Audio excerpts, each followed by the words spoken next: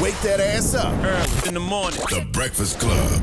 It's the world's most dangerous morning show, The Breakfast Club. Charlamagne the God, Angela Yee, DJ Envy is off, and we have a great guest in the building today. She's an attorney. She's a thought leader. She's an author. Her name is Corey Minor Smith. She has a new book out called Driven. Good morning, Miss Smith. Good morning. Good morning. How are you all doing? Good morning. Love the yellow. Thank you. Now, you have a new book out, Driven. It's a memoir, but it's a self-motivational memoir. What is it about? Yes, it's called #Driven, and it is a motivational memoir, but I use it as a resource for families and friends that have a loved one living with severe mental illness. A lot of times people don't know what resources are available in the community. Many times, a lot of people who are suffering with a severe mental illness are left alone, dismissed by family and friends because they don't know what to do to help that person. So I use my life story to help individuals who are in the position that I was in and dealing with my mother who suffers from schizophrenia. Wow. What do you think it would do to, what do you think it would take to completely eradicate stigmas of mental illness in the Black community? Well, first of all, we need to recognize the stereotypes that we associate with mental illness. Many times, perhaps it's the people that are untreated, who are in psychotic states that we associate with the term mental illness, and therefore anybody that's dealing with depression or anxiety or just mild symptoms don't want to be associated with those images, and therefore the stigma prevents us from getting therapy, prevents us from seeking treatment that is readily available. And in order to eradicate it, we have to acknowledge that it is present, it's real, it doesn't discriminate with anyone, regardless of your gender, your race, your socioeconomic status. So it's important for us to acknowledge it, to accept it, to love our loved ones through the symptoms that they exhibit, and then ultimately advocate by talking about it, using your platform, which I appreciate you all doing today. This is National Mental Health Awareness Month. July is Minority Mental Health Awareness Month. And this is a 365 global issue. So all throughout the year, we need to continue to talk about it and then take action through legislation, seeking research and funding that can help us to know about other medications that may help individuals who are experiencing severe mental illness. I wanted to ask you a question about, I get several Ask Ye, that's the advice segment that I have, and several people have emailed me, and they're in relationships with people who they feel are suffering from mental illness, but the person doesn't want to seek professional help, and they don't know what they should do. Should they stay in the relationship? What are some options available if you are in a relationship with somebody who you feel like, okay, they do need to get professional help, but they're not willing to do that? What would you advise? Yeah, I would advise the person who is asking that question to seek help for him or herself. For example, having consultation with organizations like NAMI. They can help you to establish effective tools and continuing the relationship with that person, or understanding that you may not be able to continue the relationship with that person. Ultimately, being able to set boundaries. And depending on what the mental illness is, you have to be aware of the potential symptoms that that person can exhibit, especially if you're dealing with severe mental illness like schizophrenia and bipolar. Those types of severe mental illnesses left untreated can be dangerous, and you wouldn't want to put yourself in that position. What is the AAA strategy to destigmatizing mental illness? Actually, something I just went over, but acknowledging, accepting, and advocating. A lot of us want to ignore or deny symptoms. For example, if we're in that relationship, and the person is exhibiting things, don't ignore that. You have to be cognizant and aware of potential symptoms and knowing that you are not putting yourself at harm. Acknowledging also includes learning more about illnesses so that you can help your loved one to cope, to build up the tools necessary to have the highest quality of life, and then acknowledging in a sense of knowing about the resources that are available in the community. The second part is accepting that this person is mentally ill. Your loved one or friend may never be the way he or she was before exhibiting the first signs of severe mental illness. For example, with schizophrenia, it's described in like 3 1/3. 1/3 of people who experience schizophrenia may have one bout with symptoms related to schizophrenia and never have reoccurring symptoms. The second third of individuals, like my mother, may be in and out of mental institutions for the rest of their lives, on and off of the medication because they believe at some point that they don't need it. They get off of it, left untreated, their symptoms become very severe. And then there are those that we may see on the street on any given day in any city, USA, who are homeless, who are exhibiting severe signs of mental illness. They're left untreated. They're not connected with any services in the community, and they end up dying, whether it's by suicide or someone on the streets killing them. You also talk about third piece is advocacy. Oh. I'm sorry, go ahead. Finish. The third piece is advocacy. Yes, yes. Such as you, Charlamagne, you know, with your book, and also the guests that you all have had on here, using your platform to openly talk about it, creating the space necessary for people to feel free to talk about it and share their symptoms, and understanding that there are services that are available, and we cannot afford to be ashamed of these services and using the services that are available. So the 3-point strategy is the acknowledging, accepting, and advocacy. Thank you. One thing you also discuss is undesirable circumstances. And you said, don't allow undesirable circumstances to be excuses for you to fail, but allow them to be reasons for you to excel. So let's talk about what undesirable circumstances are in your book and how that has you driven. Yes, thank you. I had a teacher in high school named Norma Washington, and she told me I had what she called undesirable circumstances. At that time in high school, I had been to 14 schools, lived in 3 states in 8 different households. By the time I was 14, that's when my mother started to show signs of severe mental illness. And by the time I was 15, she left me in Texas and returned to Ohio. And by the time I was 16, my mother had attacked me, and I was in the court system, where at that time my grandmother, my paternal grandmother, took me in.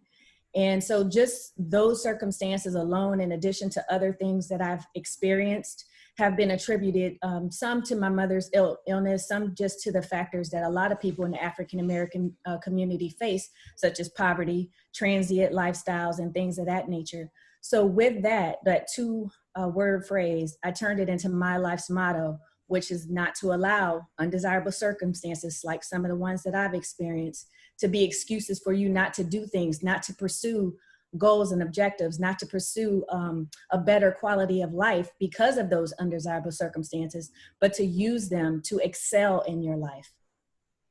You know, I love how you talk about, you know, your loved ones with mental illness, your mom, because, you know, I've seen so many people affected by a grandmother or a mother who has Alzheimer's or dementia and doesn't remember them anymore. Mm-hmm. How do you handle having loved ones with mental illness and you staying mentally sane when something like that happens?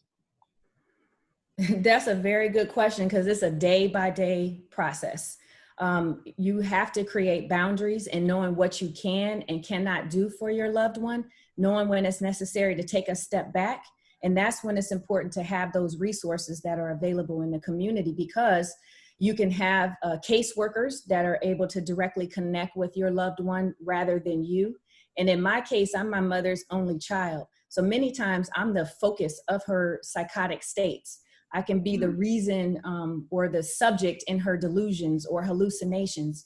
I'm blamed for things a lot, but my love for my mom overshadows all of that, and I want to be there for her as much as I can. So I rely on community resources, and I suggest that people connect with services like NAMI, the National Alliance on Mental Illness.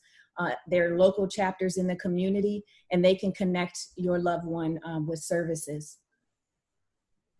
Right now, there are people who are quarantined also and going through a lot of different things with the people who they love. What advice do you give people right now in quarantine who are going through difficult circumstances and how to come through it on the other side even stronger? Absolutely. I suggest using this time. I'm using this time just to be grateful. This has given us a lot of time to be quiet and be still and understanding our thoughts, how we want to come out of this. But ultimately, if someone is feeling like they just can't handle it, you know, they feel too much distress, I suggest doing a mental health assessment and understanding what tools and resources may be available to help you with those things. For example, there's an organization called Mental Health America, And right now you can go online and do a mental health assessment, especially since you can't necessarily get to an in-person appointment with your medical doctor, or if you do see a counselor. It's great that there are telehealth services available where you can talk over the phone with a counselor. NAMI, the National Alliance on Mental Illness, has peer-to-peer support as well as family-to-family support. And those services are available on Zoom calls online, and they have created a confidential space so that those who want to participate in those programs can. You broke the book down into 5 parts too: faith, motivation, determination, preparation, and action. What role did each of those play in your life? Actually, faith definitely played a part in it. While my family, my mother, my father may not have always gone to church, my father required me to go to church when I lived with him. And it ultimately helped in those rough teenage years, right? Where I was hanging out, with a crowd that we did some activities that weren't necessarily good, jumping girls, unfortunately, trying to sell drugs, just hanging out in the streets and those types of things. But ultimately, my faith and those who prayed for me when I didn't know to pray for myself helped me to excel through those undesirable circumstances, Angela, that you asked about, and ultimately leading me to wanting to do more. And that's where the motivation came in. You may not always have the inner drive to get you to your next goal, but other people in your circle, teachers, counselors, pastors, they can be instrumental in helping you to have the motivation or give you motivation to come out of your circumstances. The determination, I came up with that listening to Shannon Sharp's NFL speech. He talked about having a 5-alarm fire inside. And I identify with that so much because I never knew what drove me to want to accomplish things in my life. But ultimately, it was the undesirable circumstances that I wanted to get away from. So that's where the determination piece comes from. Preparation is being prepared for the things that you want in your life. As you all see on the book, Les Brown wrote the foreword. I wasn't prepared for the help that Les Brown was willing to give me. I asked him for a quote, which you'll see on the back of the book. She has a story for the world to hear. But he was willing to do more, which was write the foreword. And at the time I asked him, he wanted the first 3 chapters of my book, and I had nothing written. So it was important for me to be prepared for what I asked for and for what he was willing to do. Many times we think we can just connect with a person of fame or celebrity and they can just automatically get us to where we want to be. But if you're not prepared to be where you want to be, you won't get there. And then as far as action, the 5th part of it, you can daydream, think about, doodle on paper all day long. But if you don't take action to get where you want to go, you'll never make it to reaching those goals that you set for yourself. So those are my 5 principles that break down the book, #driven. Well, that's amazing. And I have to say, I was going to say the book is a very useful and helpful tool for people. And I think it will definitely inspire people to want to make sure they check on their mental health even more. Yes, absolutely. And there are resources available in there, such as NAMI, and given that information, I suggest it's so simple. You can just text NAMI to 741-741. Anytime. It's 24 hours a day available, 7 days a week. And, it's sometimes in those midnight hours where people are watching the TV programs that you buy stuff and they're buying way too much stuff because they're in this depressed state, not knowing what to do with themselves. Those are times when you can call upon these services that are available 24 hours just to talk to someone and help you to process your thoughts and your feelings and move you in the right direction. Do you think that the general Black community has embraced mental illness, mental health enough to make use of treatment and resources if they're made available? Well, what I know is that we can't afford not to. And I believe that the church is essential. It is an essential part to helping to eradicate the stigma, as well as to help people to feel more comfortable with reaching out to other services. Many times in the Black community, we feel like it's causing us to be less of a Christian or not having full faith in the Lord and Jesus Christ to help us through all obstacles and circumstances. But in my opinion, and using, phrases that we all know, the Lord will give you more than you can bear. And that is because there are people that are specifically trained who have received the proper education to help us in these types of situations, to help us to know that the medications are available to us, to help us know that the services are available to us. So while you can pray about it, leave it at the altar, there are other things that you can do to help yourself or help your family member by using those resources and knowing that you don't have to do it alone. And it's okay not to be okay. Yes, yes, indeed. Tell them where they can get the book. And yes, and I just want to say one more thing. You're right. It is okay to not be okay. And I know now is a difficult time for people worried about finances, worried about family members, just worried about going outside in general. And it is okay to have those concerns and worries and to not be okay. But how do you know when it's to the point where it is something that you have to take action and take control of? If you're losing sleep, if you're not eating the way you're used to eating, if you're not connecting and engaging people, I know we can't personally or in person, but just not wanting to talk to anybody on the phone, those are some top signs that things may not be right for you at this time. And maybe you need to consider talking to someone to talk through that. It's important to just understand there's no reason to be ashamed of reaching out for help. Even if you talk to a friend, you know, I relied on my best friend, Kim, a lot, but I found that I could not keep putting all of that on her. So I have no problem, you know, identifying that I go to counseling. There's no way I could get through all of the issues and concerns that I have, especially in trying to be there for my mother without taking some time for myself and understanding the boundaries that I need to create and to use the services that are available rather than putting it all on myself to move forward. Thank you. Absolutely. And where can we get Driven from? Yes, Driven is available by going to CoreyEmpowers.com, which will take you to Amazon to purchase the book. Also, I have 5 essential keys that are available, 5 essential keys to loving a loved one with severe mental illness. And you can go to CoreyEmpowers.com and sign up to receive that. It's very useful information and helping you to be there for your loved one, sharing information and resources. So ultimately, we're not just dismissing these individuals and pushing them aside because they're exhibiting severe mental illness symptoms. And how can they reach you if they want to?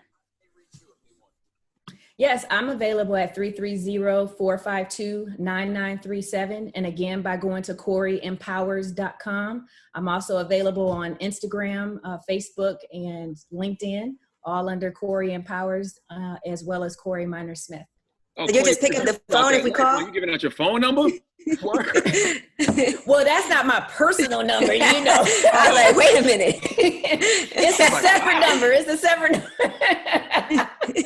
But it does get to me, and it's very helpful for people. I have people that inbox me all the time for like legal advice and all of that kind of stuff, and I have to streamline it, you know, because I'm trying to keep track and I want to make sure I respond to people. But that phone number, you can also reach me directly. It's a business line, and I do answer calls as well as the texts that come to that line. All right. I was like, well. Yes. Absolutely.